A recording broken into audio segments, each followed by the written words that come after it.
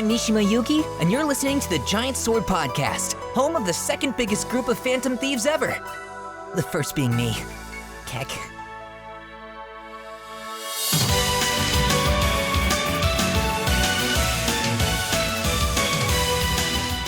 Hello, and welcome to this week's Giant Sword Podcast. I'm your party leader, Nick. Joining me, as always, is Taylor. What's up, Taylor? What's up? If you guys are new to this podcast is about JRPGs mostly.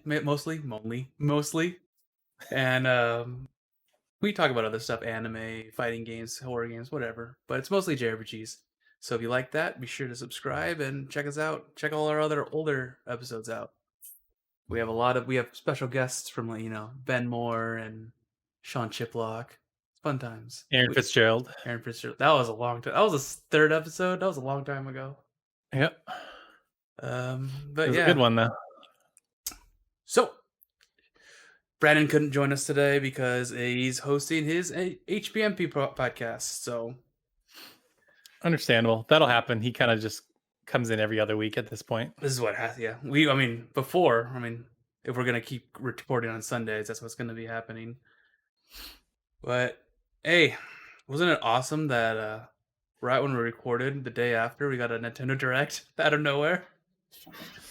Of course it had to happen, but there's a lot of good news. I mean, I was definitely bummed that we missed it for last week's podcast, but hey, we can do it now. And I think it's good that Shadow's not on this one because it's very heavy with games that we really like and he doesn't care for as much. So, and like also they released the website for Final Fantasy 16 and it gave a lot of details. Yeah. But that we're gonna talk about that next episode with Brandon. But yep. Yeah, so let's move to the first one, the first little thingy-majig, whatever this is. Bravely Default 2 was shown off more. It actually has a release date, which is early next year, February 26th. Yeah, that's technically a delay because they said they were shooting for 2020, which doesn't really surprise me. I even had called it like when like a week or two ago, they were like, "Oh, we got some new information coming." I'm like, "Oh, it's gonna get delayed." Like, and that's fine. I mean, actually, I would have liked to have had that now because there's really almost nothing coming out for the rest of the year that I really care about, and I'm sure I'm missing out or I'm forgetting something as I'm saying that. But yeah, no, it looks great. They showed off a couple new classes. I think it was the Bard and the Beastmaster. Showed up more of the world, more of the combat. And then I don't know if you saw this, Nick, but they also had there's a separate video that showed off the feedback based on the demo survey. I mean, I didn't watch that because I didn't even play the demo, so I didn't know what was really what changed. Did you watch it? I did. There were basically two big takeaways. They had a couple other really minute things that, unless you played the demo a lot, you probably don't care about. But essentially, the biggest complaint, and I think I said this on the podcast, was it was too hard, I felt like. And so that was the number one complaint on the survey, that it was too hard. So they're making an easy, normal, and hard difficulty when the game launches. So you can kind of pick and choose how you want to play, which is good. I would have assumed that was going to happen anyway, but nice that they have it. And then the other one was they felt like a lot of people were talking about the UI was a little messy and hard to navigate, hard to read, hard to understand what was going on. So they made a lot of really little minute changes that you probably need to watch the video for if you want to see what they are. But it's like indicators when the enemy is going to attack next, like a very light silhouette of the character portrait when it's their turn. So you know it's their turn because it wasn't always easy to tell whose turn it was. Mm-hmm. Stuff like that. But overall, I mean, nothing too crazy. They're not going to completely redo anything. So a lot of small changes, really. What I noticed is that there's a lot of cutscenes and they're like really zoomed in camera shots of like the characters and stuff. And I was like, oh, that's weird because they're very stylized. And in Bravely Default 1, the only one that I played, they were always like above. It was always like above camera and it wasn't really never close. So it was really interesting to see that. Yeah, I mean, that was definitely the limitation of the 3DS because it would be those like text boxes with like a character portrait, like a lot of JRPGs do. But yeah, I mean, it looks good. I'm excited to play. I outside of the difficulty, I like the demo. The music is incredible. I love the town, how the town looked. Combat is just as good as it was before. So Yeah, I'm excited. This should be a fun one. Unfortunately, I think that comes out either the exact same day or very close to E's 9. So, get your wallets ready or Yeah, block out some time because that's It's going to be a good. busy time of the year. And it's good for you to get the save. You'll be able to save since we're not really buying anything for the next couple months. And just to be clear, I don't think either of us are getting a PS5 at launch, right? I won't. I probably There's just nothing I want to play right now. if I have an opportunity to buy one, like in December, I probably will get one. But I'm not actively looking to pre-order anymore. Yeah, I mean, I'm basically waiting till next year for. It depends on what comes out first. I mean, they've said that Horizon 2 is coming out next year, Final Fantasy 16. So probably which of those comes out first, that'll probably be like, all right, let me pull the trigger, because Horizon 2 looks great. 16 obviously is only going to be next gen, so I'm just getting it to replace my PS4 and play my PS4 games on it. it's not a bad idea. Because right now I'm playing Cold Steel 4 and it's just like, geez, it's loud. Yeah, it's just And this chugging, huh? It's like a jet engine taking off. And this is a Pro. This is a PlayStation 4 Pro, and it just sounds like a jet engine. I'm like, what the heck's going on? Well, that sucks. I mean, there's nothing wrong with it, except for the disc drive sometimes doesn't read discs. But and I'm pretty sure that Cold Steel 4 is the last PS4 game that I'm actually going to play. So, and that's already working, so it's fine. Interesting. Fascinating. Is there a PS4 game or a PS5 game that you're like, oh, that'll be the game I pull the trigger on, or is it more just it depends on what happens? Depends on what happens. What? Yes, I told you. Grab it. People are invading Nick's room. They are. Look at this. They threw it on the bed and everything. And I missed. What asshole. Jeez. So let me ask you this question. Okay, never mind. You already said your PS5 is going to be your replacement for PS4. So what am I going to do for PS4? Is that what you're going to say? Well, I was going to say, like, for example, let's say Tales of Arise comes out and it's not a PS5 game, which I think it will be at this point because it's so delayed. Would you just play it on PS4, or would that be the game that maybe gets you to get a PS5? I'll just get a PS5 by then. Because I feel like this is going to be like when I bought a PS3. I didn't buy it at launch, and then it also came out in November. I bought it in December because stores just randomly get, stock. So I could just go to my GameStop and say, hey, Scott, I want a PS5. When you get one in stock, save me one. You'll be like, okay. Nice. So. And they're huge. They're huge. Like PS3 original huge. Probably even bigger. Yeah, they're big boys. They are. I saw some size comparisons. It's definitely the biggest PlayStation console ever, like by far. Better not. For me, it's a money thing. I would get it too to replace my PS4, just so games would run better too, which would be neat. But right now it's a money thing. And two, I don't know if this really matters, but I feel like to really take advantage of PS5, you need a 4K TV, because a lot of the PS5 native games are going to run at 4K 60, or some will run at 4K 60. Mm-hmm. So I would really want a 4K TV to, make that thing pop. You won't really notice a difference.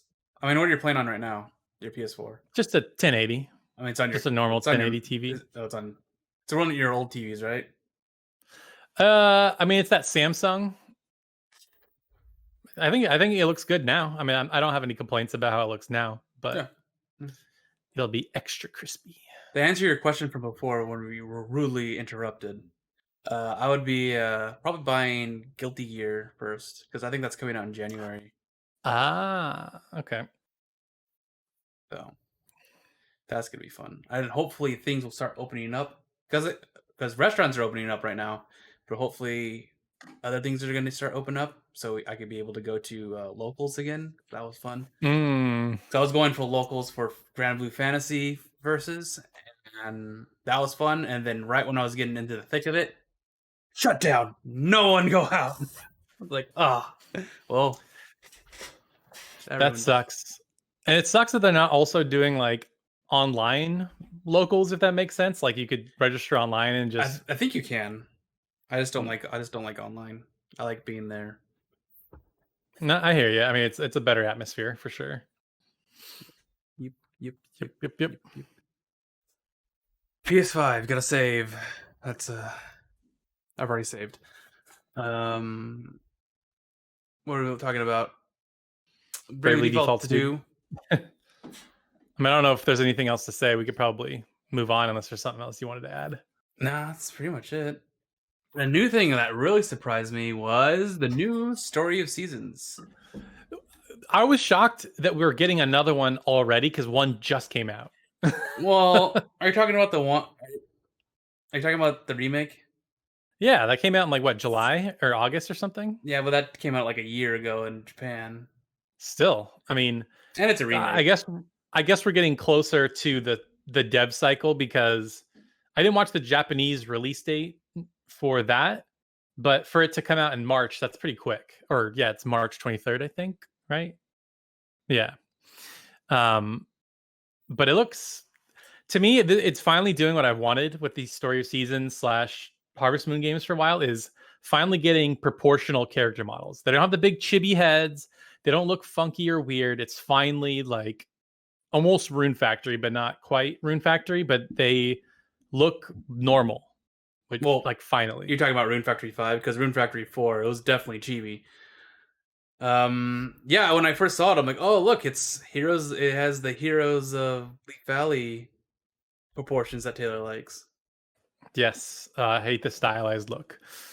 And it seems to be, if I'm looking at the footage right, it seems to be pulling from Animal Crossing, where there's like things that you can upgrade and repair, and then you can explore more of the map. You can customize how your farm is laid out. It's not just like pre-set up. You can kind of arrange it how you want, a lot like Animal Crossing New Horizons. So that's pretty cool. And just, yeah, it looks good. I mean, it's a Story of Seasons game, you know.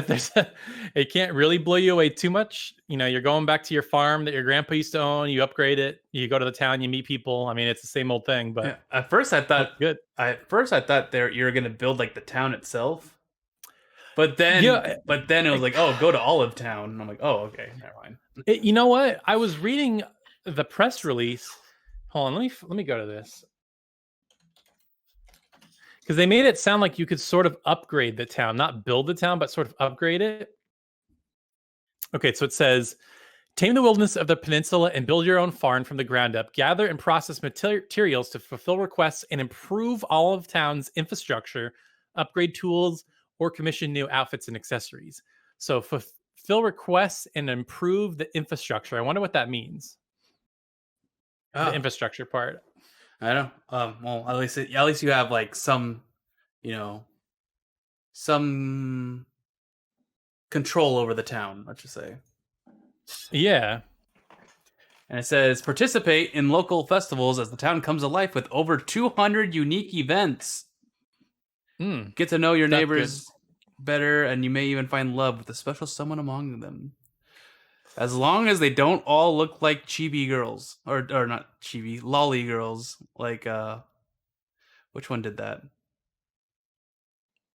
I think a lot of Rune Factory does that sometimes, where like a lot of the girls look young, and there's like that one girl that's like mature. What's it say?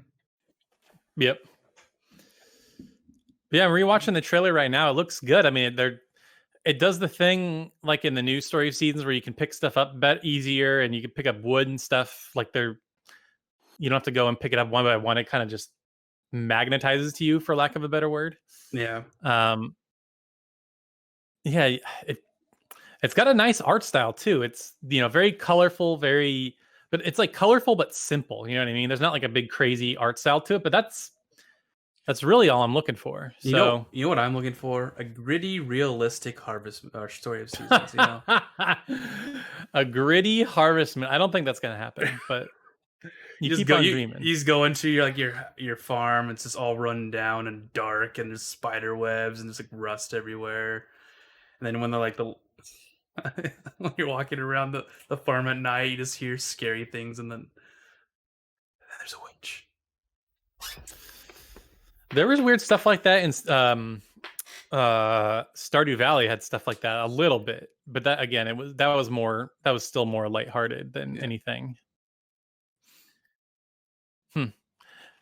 Looks cool though. Pioneers of Olive Town. I'm excited. I gotta say, from what I understand, that Friends of Mineral Town sold really well. Like people loved that game, and after as the direct was happening, I was tweeting out each of the news. That piece of news was by far my most popular tweet. It got like 100 likes and like 50 retweets. Like people were really excited about this new Story Seasons game. So I think it's building, getting that momentum. Yeah, I'm watching it right now. So yeah, you can just build your town, you build your farm to look any way you want. Yep. Like I said, very much like whatchamacallit? Animal Crossing. Animal Crossing.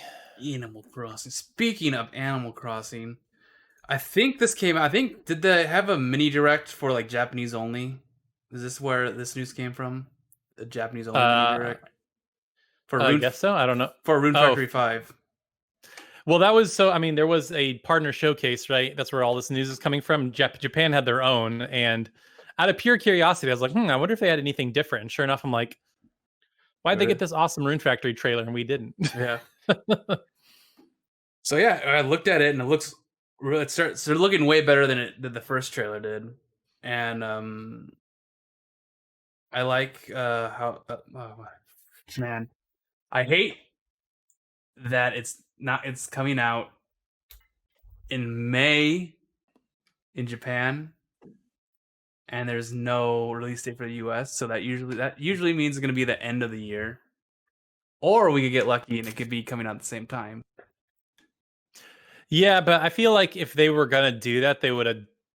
I don't know, because so Xseed / Marvelous is going to be handling this as well, because they already announced it on Twitter. Mm-hmm. But I feel like they do this really weird thing where, like, they did this with Grand Blue Fantasy Versus. Like, they didn't announce the release date until like 2 weeks before the game was coming out. Do you remember that? Yep.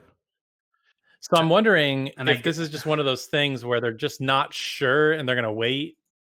But it could be, like you said, it could be still like early summer. Hopefully. But I mean, it looks great. Yeah, the game actually looks really well. The dungeons look way more interesting, I would say, like straight off the bat. That's what you think. I like that new art style. Mm-hmm. Well, it's not really new. It's similar, but it's like more detailed, I should say. I mean, definitely way more proportional. I mean, if you look at the Rune Factory, the 3DS remake, it's still that chibi 3DS style, but this is way more proportional. Was the PS3 version like that though? The PS3. Yeah, it was more like this. The PS3 one was more like this for sure. It was still a little out of proportion, a little bit, but for the most part, it wasn't all chibi. Chibi, of course. The protagonist, the player's avatar, loses their memory and ends up in a town. Oh wow, they haven't done that in the last 3 games. But you could be female and male, so that's good. Are you gonna be? Who are you gonna be? Are you gonna be a girl? Or are you gonna be a guy? No, I'll be a guy. For these types of games, I'm usually a guy. You usually put yourself in their shoes, right? If it has some sort of dating sim aspect. Yeah, so I'm looking at it. It looks really good. I like it. I like it a lot. I will say, like, if given the choice between, like, let's just pretend for argument's sake that this and Pioneers of Olive Town, if they came out on the same day, I think I'd get Rune Factory. I'd play Rune Factory 5 first, just because there's more to do. Because obviously they have the farming stuff, but there's way more with like the dungeon crawling.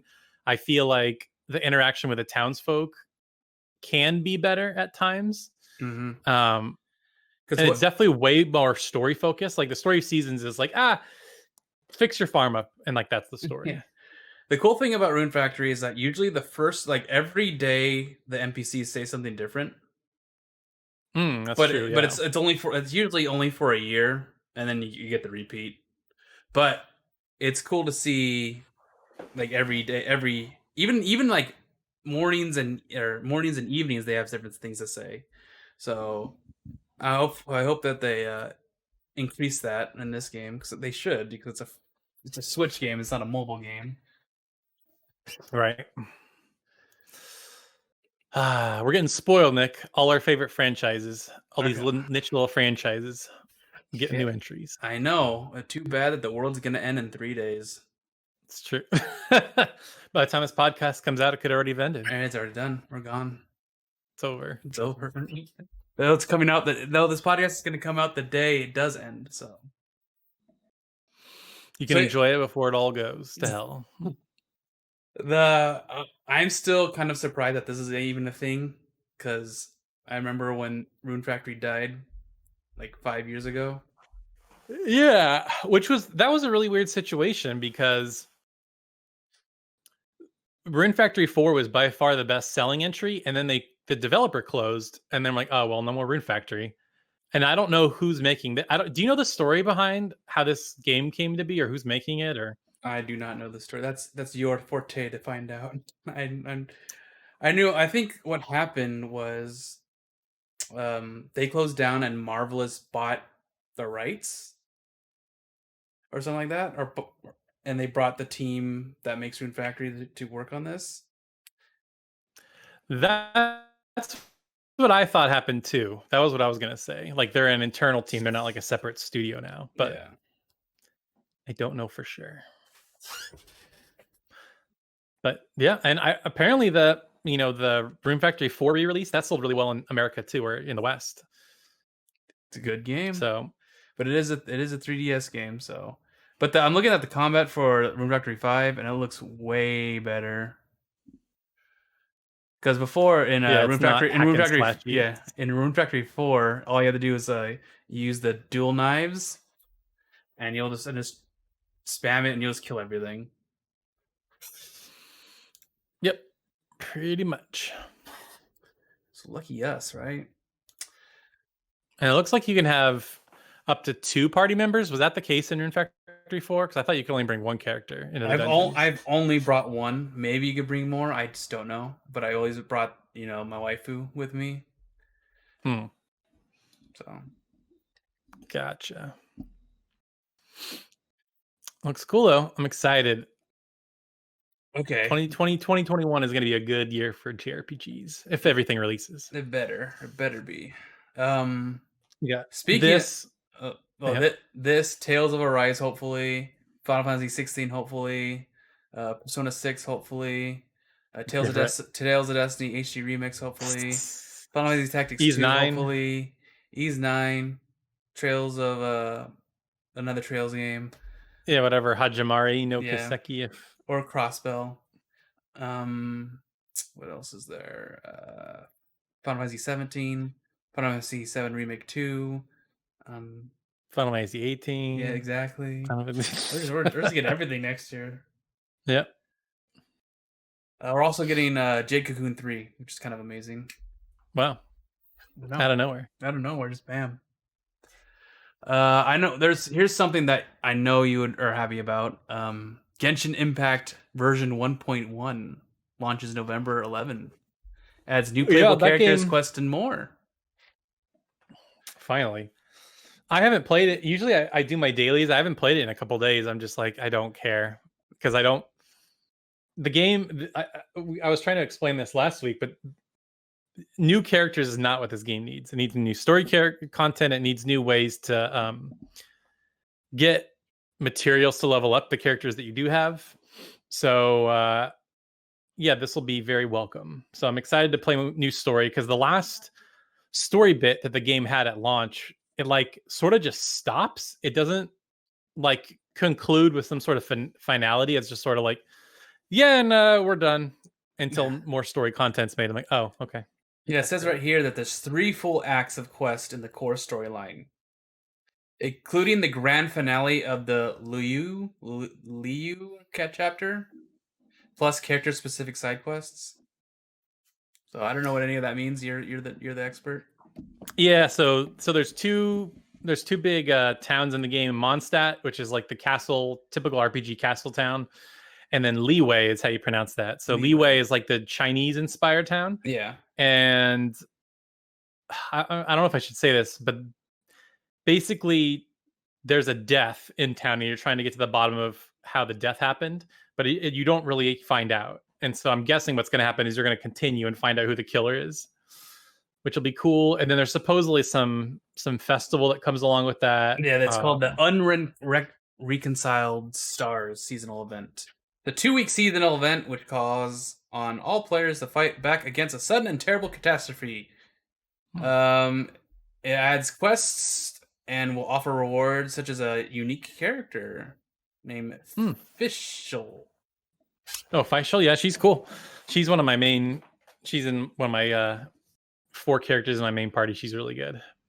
Reputation system, a new system that gives players a separate rating in each city and is built up by competing activities in the surrounding region. Building up reputation offers region-exclusive rewards, including customization options and new items. Ooh, customization options. I wonder if that means Skins. Outfits. Yeah. Skins. Glider. Because right now there's glider skins. That's it, but maybe more. New items. New tools include a portable waypoint, portable stove, treasure compass, and Oculus resonance stones. This update will also add a wind catcher item, which stores animagrana to create on-demand wind currents, allowing for more exploration. Cool. Genshin Impact will also be playable on PS5 with improved graphics and faster load time. Yeah, I feel bad for anybody that's been playing this. Oh, so it's coming to PS5. That's cool. I didn't know that. Does it have a release date? Probably just right when PS5 releases. Interesting. Because there's a supposedly a Switch version coming. So I was just curious if maybe they were going to coincide at the same time. But that's cool. I didn't know it was coming to PS5. And that's all I have to say about that. Cool. So you excited? Yeah, I mean, it's about a day. I might log into. It's about a day's worth of playing for you, right? Well, I mean, so here's the tricky thing. I haven't really had anything to play, or I haven't really played much lately, except replaying old games. So having Genshin Impact with some new content would be fun, I think. But I like most gacha games, it's starting to lose its luster. And I think I said that the last couple of episodes, but yeah, with just how much grinding there is to do and how little endgame content there is, it's like, yeah. I want to see if you get right back into it. I'm gonna laugh. I might, especially if it's free. So, do you know how long you played that game? I wish it had an hour counter. I don't know, but it's probably anywhere from 50 to 100 hours, easy. Crazy. Because when I was playing like every day, I would log in for at least 2 to 3 hours, or something like that. And then there were days where I would play for like all day. Well, that's because you were here, though. Yep. Alrighty then. So let's just go to some questions. Aight. Real quick though, before we do that, I noticed your Discord tag says Cold Steel 4 has started. Do you have any impressions at all? Or are you not quite far enough? I mean, I did the prologue, and I was just playing the prologue, and I was just laughing because people who've only played Gold Steel would be like, who the hell are these people? Okay. Who are these? And there's like dramatic moments where like, it's you. How dare you? And it's like, people won't even know who the heck that person is and who that person saying that to is. It was really funny to watch because I played Crossbow recently, or Zero, and a lot of characters from that were in this prologue, and I'm like, wow, if I didn't even play that game, I wouldn't know who this person is at all. Because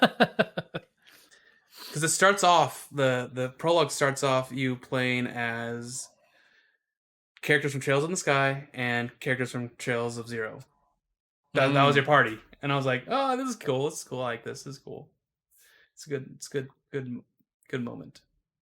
And then like that lasts for a while, and then it just like goes all the way back to all what happened at the end of Cold Steel 3, and catches you all up, and then you're like, oh, we gotta do this thing, we gotta find everyone like we did in Cold Steel 2. Okay, let's do it. Oh wow, so they're doing the same. Wow, real original Falcom. So Cold Steel 3 was like Cold Steel 1, and now 4 is like 2. Interesting. It's similar but different. I was being very vague because I didn't want to give things away, but it's not as transparent as that. To say that, it's not like in Cold Steel. It's not like in Cold Steel 2 where you have to find everyone. Like you're separated. This one, you're not really. And I know you're probably not far enough to give an estimate like this, but from everything I've heard, the game is super long. Mm-hmm. Because I watched one review and literally the title's like 140 hours later, Cold Steel 4 review. And then Shadow was like, yeah, I'm like over 100 hours in. I haven't beat it yet. I'm like, dude, this game is super long. He just beat it. I just saw a tweet. He's like an end of the era prize. So he's like, okay, we just beat it. It's gonna be long because usually like because Cold Steel 2 was longer than 1, and then Cold Steel 3 was longer than 2, so I'm pretty sure Cold Steel 4 is longer than 3. But this apparently just concludes that story, so that's good. But right now it's a big thumbs up, big 2 thumbs up. I enjoy it. Taylor, you would not enjoy it. But yeah. But I've noticed that they're doing side quests differently this time. They're not like, oh, here's a bunch of quests, go do it if you want. Now it's like, oh, hey, look, it's a side quest if you want to go get it. Interesting. Are they actually interesting, or it's like, hey, I lost my homework, go find my homework? The ones that I've done were like, I found a couple where it's like, hey, this place hasn't been here before, let's explore it. And then you explore this like mini dungeon, and then you do it, and it's really hard, and then you're like, okay, that's good. And then it's like, good, we killed this monster, and then it just goes, you finish this side dungeon, and then you get a bunch of extras for it. So it's like, okay, that's cool. So that sounds pretty good. That's way better than, hey, go change this light bulb, or I lost my homework, or all the other boring ones from Cold Steel 1. There was one that was typical where it's like, you go to the cathedral, and he's like, I'm out of stuff. Can you go get it for me? And you're like, okay. Then you just fast travel to the other town and get it, and you come back, fast travel back. You're like, okay, here you are. And you get lame. So those still exist. Those simple side quests. But the side quest where it's like, oh, look, it's a rare big monster that you have to kill. Okay, it's cool that I explored over here. Now I'm just gonna kill it and get some extra goodies. Nice. Yeah. Now let's do some questions. Questions. Okay, these are some old ones from months ago. Wingy Shaft asks, what kind of amazing feature in this one JRPG that should be in all JRPGs? Like the build in wiki in Super Robot Wars. The built-in wiki in Super Robot Wars. Interesting. So he's saying what really great unique feature in a particular JRPG should be in every JRPG? Is that the question? Yeah. Like your famous let's turn off the random battles feature that you want in every JRPG. Oh, that's interesting.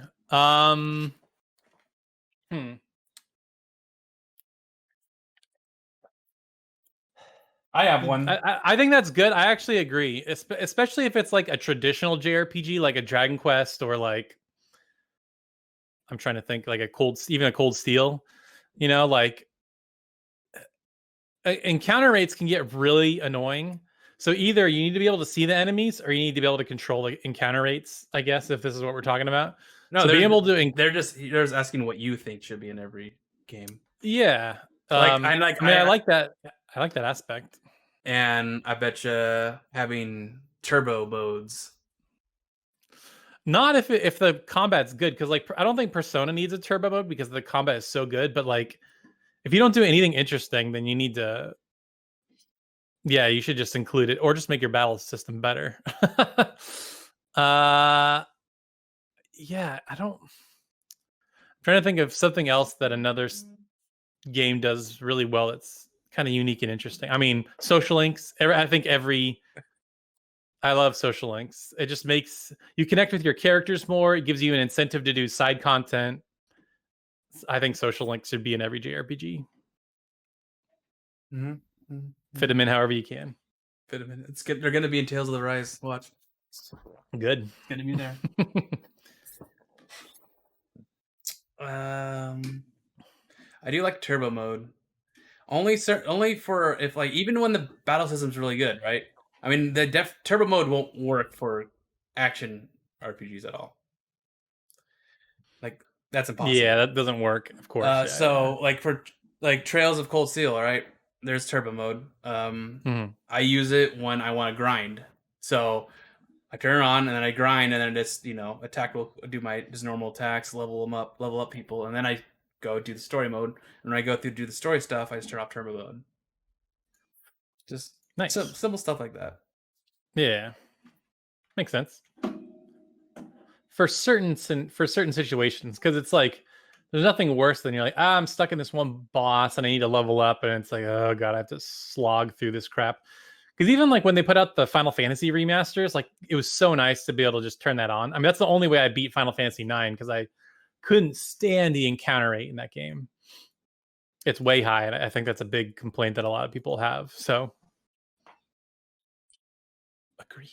From Isual, he asks, "What do you think of MS buying Bethesda, and with Amazon announcing their new streaming platform Luna?" This is an old thing, but yeah. I mean, from everything that people have been saying, it sounds like most of the big games will probably still be multi-platform. So to me, it doesn't really matter. Plus, I don't really like most of the games that they have put out. I don't really play anyway. Mhm. Like, I don't really play the Doom games. Not a big Elder Scrolls guy.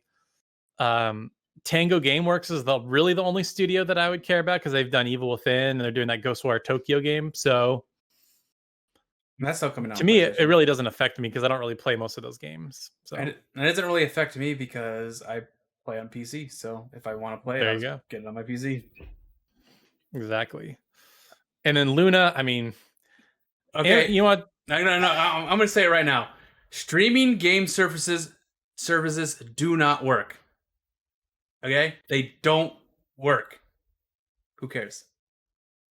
That's it. Agreed. Yep. If not Google, right now. Internet is not good enough right now. If Google can't do it, no one can. Yep. Exactly. And I would say that, like, Google, because they have the Android store for mobile, like they have a little bit more experience. And I know Amazon's dipped their toes into gaming. They have a Lumberyard, which is like a game engine, and they bought a couple studios, but yeah, I don't think either of these are going to be a major player. I just think it's so early for stuff like this. Like, internet infrastructure needs to get way better. There's just too much lag. So I think the advantage that somebody like Microsoft has is that you can actually download the games, like with Game Pass. Like, you could stream them or just download them. Mm-hmm. And I think that's the better option, if they're trying to do this like Netflix of games thing. But I agree with Nick. Like, streaming games just doesn't work. It's not like movies. Movies are passive. Gaming is active. If your lag is off, it's so noticeable. It makes the experience so much worse. Oh yeah. Oh yeah. Oh yeah. Oh yeah. Will Kreplin asks, "Is Genshin Impact a JRPG? Why or why not?" I don't think so. It's its own thing. One, it's first of all, it's a Chinese game, so, and not that being from Japan is what it takes to be a JRPG, because there's definitely JRPGs not made in Japan, I feel like, but it is a Chinese open world action game, and there are JRPGs that have elements that Genshin Impact has, but I would say no. Yeah, I would say no too. It's too much of it has too much gotcha in there, and the story isn't as involved as what you think it is. Yeah. I mean, there's some stuff here and there, but yeah, it's not like there's an evil guy trying to destroy the world. It's not like that. A good game nonetheless, but I would say it's not a JRPG. It's a brother and sister flying through worlds and suddenly getting stopped by an evil digital lady and makes him stop in the world that he's in now. That's the beginning of the game. And he loses his power. A lot of people are theorizing that they came from MiHoYo's other game, Honkai Impact, but yeah. Could be. Arcity asks, Arcity or Arcity? I don't know. Could be both. Have you all played the Grandia HD collection on the Switch? If so, what are your thoughts, and what are some other old school series you would like to see get similar treatment?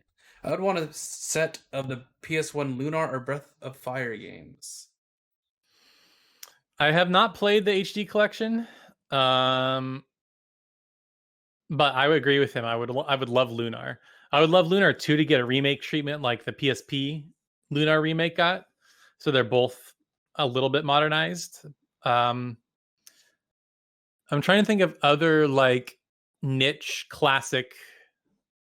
I mean, why not throw all the? I've been saying this forever. Why not throw all the Final Fantasy Tactics games on an HD collection? I know the other ones were on like GBA and DS and stuff like that, but figure out a way to make it work. Like, I would buy that collection in a heartbeat. Oh yeah, most definitely.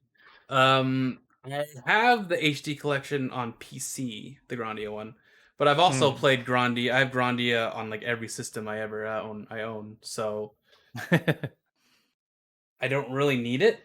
But it's a good way to get it if you want to. I mean, you could probably buy it cheaper on a PSP. If you have a PSP, just go online and download it. I don't even know if you can go on the PSP store still.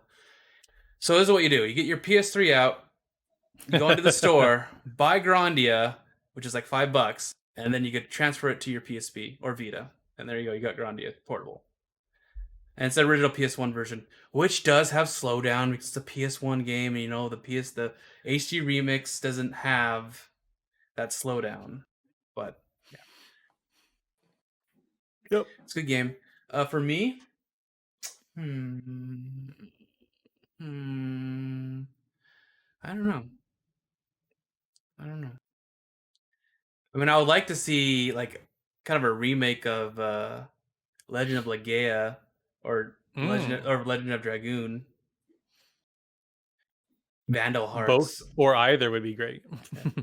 I mean, these are not HD remakes. These are like remakes. I want actual remakes, not remasters. Right. But there is something to that PS1 aesthetic that's just so charming. I know, right? The pre-render backgrounds and the bad low poly character models and the music too. There's something about the music. Yeah. The music's just so unique and has that PS1 touch. You're just like, I was listening to the Jade Cocoon soundtrack and I was like, this just screams PS1. I just love it. It's so weird. You're right. Like you can listen to it, you're like, oh yeah, that's a PS1 game. Like you can just tell what era it's from based on the soundtrack. What else is there? I'm sure we're missing a bunch. I mean, I have a lot of PS1 classics on PS3. Oh, here's one. There was Strega. I knew it. Yeah, you're right. No, there's been this rumor going around they were going to remaster the 2 Legend of Mega Man Legend games. I would love an HD collection of the 2 Mega Man Legend games. That would be awesome with better controls. Because my God, the controls in those original PS1 games are so bad. Oh yeah, I mean they had to work with tank controls, right? Man, if they could make it a dual stick and like trigger aiming, that would be amazing. Have you played the second one yet? A little bit, but not. I've never beat it. I beat 1 though. Yeah, you did beat 1. I heard Connor said that the second one had better controls. I was wondering if you knew anything about that. Oh, I don't know. Disappoint me. I'm sorry. Sir Real Killer asks, I'm on Team Nick, being excited for FF16. Saw the website drop immediately after the last show, and let's get this hype train going. We know it's DMC meets Kingdom Hearts. What are GSP's predictions for what they are taking for where they're taking the battle system. Fingers crossed for an actual magic system this time, including Ultima and Flare. I have a feeling the magic system is going to be like Final Fantasy Remake or 7 Remake, because that's like the only way you could really do magic with an action system like this. I don't know. I mean, there was a weird. I mean, there's that one section where the guy is like firing off fire blasts at the Marlboro. But it's hard to tell. I know, and It's hard to tell. he was also using his the power of the Phoenix icon too. So, I mean, when I broke down, I did a trailer breakdown video, and he does Phoenix. He does. It looks like Titan because he punches, and there's like these big fists that come out. And then viewers were saying that there was it looked like Garuda, which I'm not familiar with, but I think Garuda is like a wind summon, and it's like these blue claws, and there looked like there was some wind that was coming up. So I'm wondering if the main character, who we now know his name is Clive, I wonder if he has like some ability to like absorb multiple icons, or he has some kind of magic power where he can use different, I don't know, different icons abilities or something. oh gosh, I know what they're doing. They are copying the Tales of Stories tropes. So what you're gonna do is you're gonna have to get the blessing of the icons, and they give you your blessing, and you get their powers, and then you got to save the Great Mana Tree. Well, Taylor's like, what is this guy talking about? Well, I mean, based on that website, they said that like each big country has these big mana crystals or whatever that gives everybody power and prosperity. But then they also said something about there's a blight that's kind of going across the world, so it's hard. What's that? We lost you for a second there. Oh, did you hear the last thing I said? The only thing I heard was blight. Oh no, I was saying that on the website they said there's this blight that's kind of going across the world that's threatening the world. So I'm wondering, I don't know how that plays in, but how that would play into the combat system. But I mean, if you just watch that first video, clearly you're going to be getting movesets from the different summons. Yeah. I just hope we get to play as more than that one character. I hope we get party members, because that's Final Fantasy is all about party members. So it sucked to only play as one guy. Hopefully, right? And we were wrong, because I thought Clive was the icon, the Phoenix icon, the dominant. Yeah. But we were wrong. It was actually Joshua. And Ifrit seems to be mysterious. They said it's the dark icon, and nobody knows. It seems to be mysterious. Like nobody knows where Ifrit comes from. So be very interesting to see how it plays out. That trailer is very tricky, because I remember when they're showing Ifrit like killing something, and the guy in the background's like, Joshua, please wake up, stop. It makes it seem like Joshua is freaking Ifrit, but I guess he's not. Yep. Tricky. Or Ifrit's killing him. Oh, no. Because I think that's probably what's going to happen, because the website also says events set Clive off on a path for revenge or something. So yeah, because I think like his hometown gets destroyed. Oh, they're bringing back the burning of the Vilm village. Finally, the original trope is back. Soon there's gonna be ghost ships and everything. Oh, this is going classic. This is going classic Final Fantasy now. And then there's gonna be the fighting tournament. I mean, we're gonna get everything. Yeah. Oh yeah. Wouldn't that be funny if we just got all the tropes? Wouldn't that be awesome? They're like, you know what? Let's go back to the classic tropes. Random magical girl. Yep. Will asks, given that you guys like both anime and video games, how do you feel about visual novels? Are you good with them? Do you like them, but you think they should be cheaper? Do you not like the ones that have no actual gameplay elements, but do you like the ones that have occasional combat or puzzles? What's your take? I think we both like different visual novels, because I think like ironically / not ironically, you got into the Nekopara games, which are visual novels. They are. I was gonna say I like visual novels, but they're kind of 18 plus kind, so I can't really talk about them. Um, the one he said that like the some that are just straight story I can't do, but I played last year. I played a game called the Somnium Files, and that game was awesome, super good, really good mystery, and there's like light puzzle elements that make it really. It's just like a mystery game. It's like those 999 or Virtue's Last Reward sort of. But as far as unraveling the mystery, it's not like a death game or anything like that. But you play as like this cop, and you're trying to unravel this mystery, and there's different story paths, and you go back to one path to go down another type of thing. It was really good. I don't think there's any way they could do a sequel because it seems pretty self-contained. But I had a lot of fun with that. I like the first Danganronpa. I didn't play the others, but there's a couple games that have been coming out lately. Like there's one called like Robotics Notes and Root Film or Root Letter. I think those are in the same series. They look really good, but yes, to me, it's always got to have a good mystery hook to it. I love unraveling a good mystery. So the ones that you don't like are called kinetic visual novels, which is just like watching a story. You don't have any input; you just watch it. yeah, and maybe make some decisions or something. Yeah, sometimes there's like mini decisions, but you just watch it play through. Yeah, that's boring. That's just, I mean, that's not really a game. You're just watching. You're watching like a story, and there's time for that. It's like watching an anime. That's only like they're like really good ones where like the characters are actually like animated. They're like they look like they're animated, but they're like it's digital trickery. But it's really like Yeah, I know what you mean. You know what I mean. Those ones are good. There's only just like Necropower is one of those. And, I've played both of them. I played the non-adult one and the adult one, and it's just those kind of visual novels are just it's really funny because the non-adult stuff is super cutesy and fun little silly events happen, and then suddenly like a switch turns, and then all the girls just become extremely horny, and it's just like, what the hell just happened? It's just like that's a completely different character.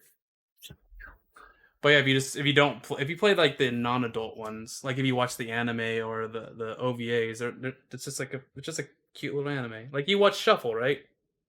Yeah, it's like that because that's a adult visual novel as well. Yeah, Shuffle's an interesting. It gets real weird near the end, but there's some moments where it's really cute. Mm-hmm. It gets dark. I like visual novels where you have it's a kind of like an adventure game where you explore different areas to find different events, and there's like a time limit. Those are the type of visual novels I like to play. But I could always do a kinetic if I really want to. Don't talk about what I play though.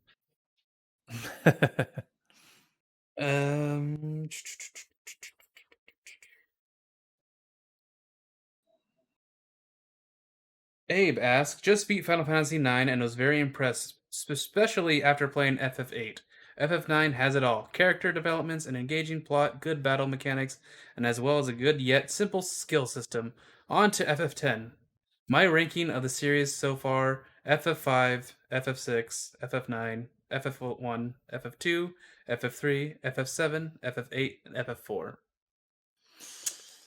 Wow, he has very unique tastes. Yeah. So it's crap, crap, crap, crap, crap, crap. All right, crap, crap. Because I don't like Final Fantasy. I'm kidding, guys. Yeah. I mean, for him to have 7 so low is weird, but him having number 1 at like 4th is interesting. Yeah, no kidding. But I get FF6 and I get FF9. Hey, what's wrong with FF7? What happened there, man? And what does he like so much about 5? That was interesting to see that one that high. Has a lolly. The job system, maybe? Has a lolly. Oh, really?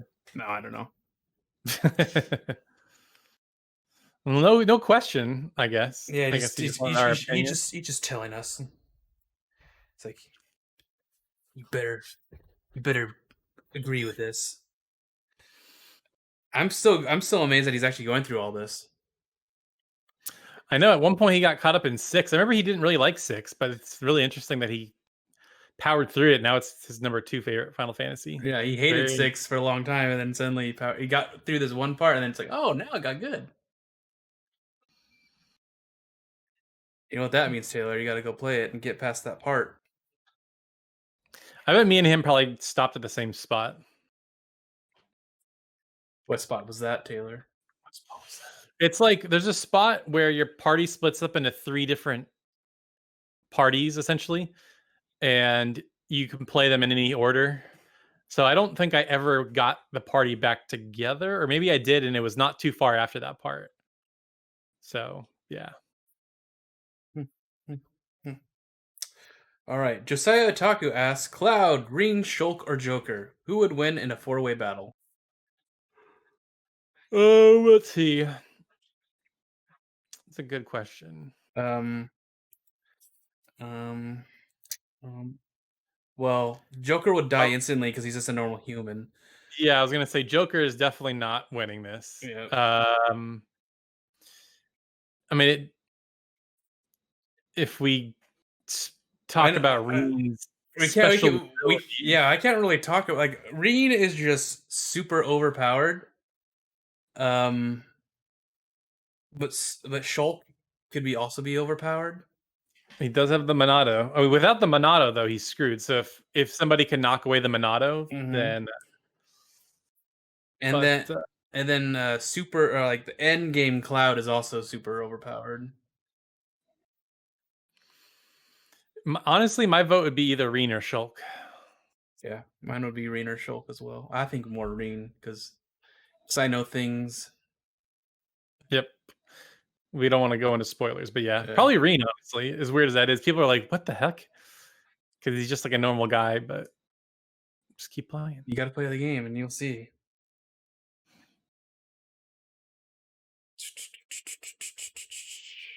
If you could see if you could see any Western media property, game, or otherwise reimagined as a JRPG or an anime, what would it be and why? Any Western media property? Oh.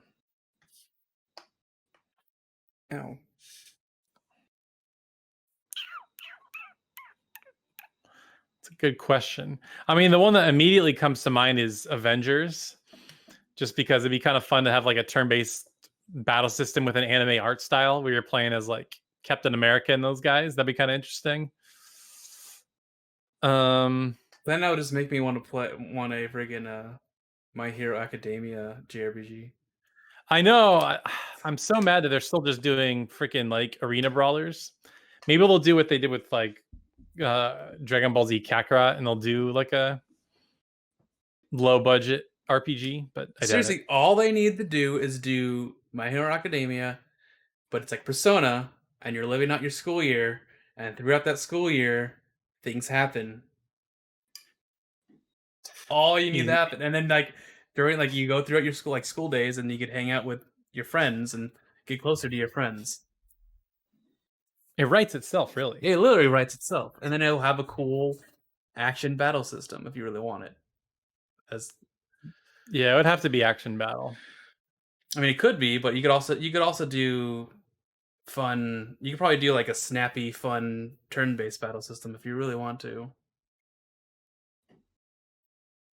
Like if you have different heroes in your party and they could like hit a weakness and like do a combo with that weakness. And yeah, I don't know. I just feel like they just have so many over-the-top moves that it feels like they apply better to an action system, but just make it a Tales of battle system.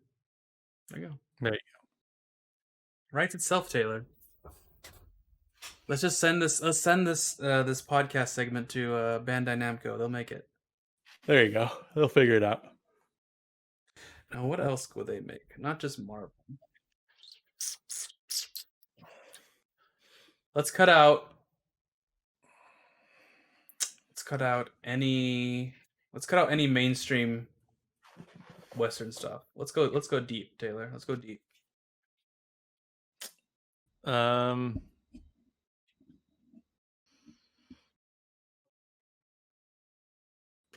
Drawing a blank. I'm trying to think. of Western stuff. Trying to think of like, what actually would be kind of cool. What would be kind of neat if they did it like kind of quirky and like in more tongue in cheek, like either a Rugrats or like a Hey Arnold JRPG, where you're like everybody's got like Gerald's fighting with his like slingshot, and you know what I mean. Like everybody's got their little quirks, like more like in the style of Earthbound. That you know what I mean. I would like to see that as the babies though. The babies would be hilarious. And they make up their own wild adventures. Yeah. And this is an anime aesthetic too, so yeah, Rugrats would be good.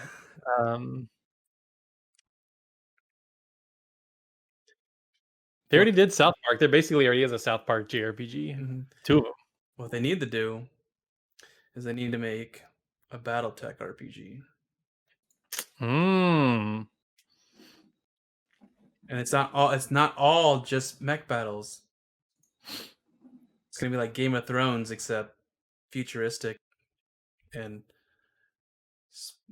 battle mechs. Would it be like a strategy RPG or like a regular turn-based type of thing? I don't know. I think it would be like a strategy. Yeah, strategy, like Final Fantasy Tactics kind of thing. Nice. That'd be cool. And it could be both. It could be both humans and mechs. Humans and mechs. Yep. And with that, Taylor, that is the end of our questions. Oh my god. I know. We got through it quick. How's your back? My back's killing me right now. It's feeling okay. Not as bad as it was, that's for sure. So what's your plan now? What are you going to be playing right in the next week or so? I got an email about a review code for a game, and I don't know if I can say what it is, but you're thinking about playing that game. Yeah, whatever that is. Okay. There's basically only like a handful of like JRPGs that are still coming out, and for the listeners, I did air quotes. So if you can like think about it for like 5 minutes, you'll probably figure out what it is. But, yep. That's good. Next, That's like, good. No. I don't know what he's talking about. No idea. And of I'll course, tell him after we go off air. Yep. And of course, I'm going to be playing Cold Steel 4. Like right after this, I'm going to be playing Cold Steel 4. Nice. And I gotta get through this game. It's gonna be fun. I gotta get to the point where I want, and everyone knows what that is. Nope. I don't know. But I mean, it's gonna be a long one, so I'm sure we'll be hearing for the next couple of weeks your Cold Steel adventures. Yep. But yeah, that'll be it for this episode, and thank you for listening. And if you enjoyed what you heard or watched or whatever, be sure to subscribe, comment, join our Discord, our awesome community of JRPG lovers, anime lovers, and weird people. And yeah, we'll be back next week. We'll see ya. See ya.